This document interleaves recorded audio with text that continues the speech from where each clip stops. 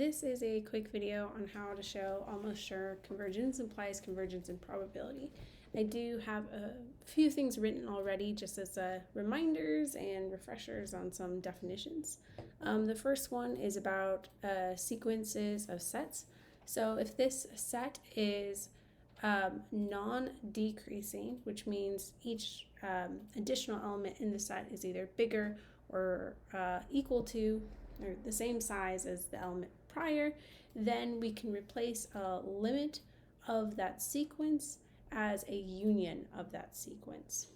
And then in the opposite sense, if the sequence is non-increasing, which means each additional element in the sequence is a subset of the previous element, then we can replace the limit sign of that sequence with a union sign.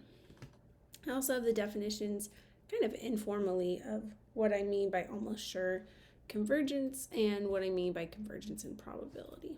Now the definition we're really going to be working with is this one that I've starred. So in this case, this one right here, which is right there.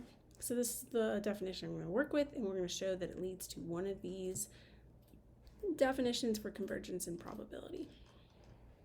So let's begin. So I have that definition of almost sure convergence that I starred here at the top. Now note that this sequence, we can rewrite this whole term as the limit as n goes to infinity.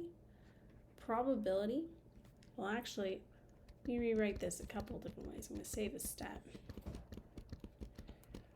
Alright, so with a limit term, we can always bring this into the probability sign. So we're going to do probability limit as n goes to infinity. So we're just moving that into the probability sign. Now next thing I notice is that this sequence is for all n greater than m.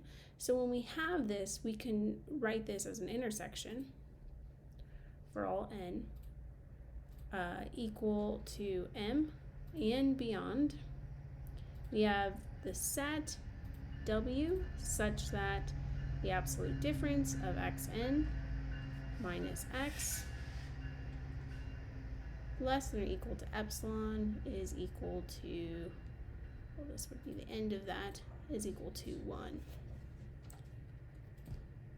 Then let's see, now we can see that this is a non-increasing sequence. This is a non-increasing. So we can replace that limit term by a union as n equals 1 to infinity, intersection n equals m to infinity, omega, xn omega minus x omega less than or equal to epsilon. Then we're going to use De Morgan's law. So we're going to kind of flip these symbols upside down. This becomes an intersection, equals 1 to infinity. This becomes a union, n equals m to infinity. We still have everything inside this as the same, except for one big change. This is now going to be greater than epsilon. Now we can see that, and now this is equal to 0. Now we can see that we have a non-decreasing set now, right? We're not going to get smaller than 0. So we can replace this term here with a limit term. And in fact, we don't have to write it in the same spot because we can replace it with a limit. It can then go outside. So then we have limit as n goes to infinity, probability, and then we have our union term still, n from m to infinity, omega, xn omega minus x omega greater than epsilon is equal to 0.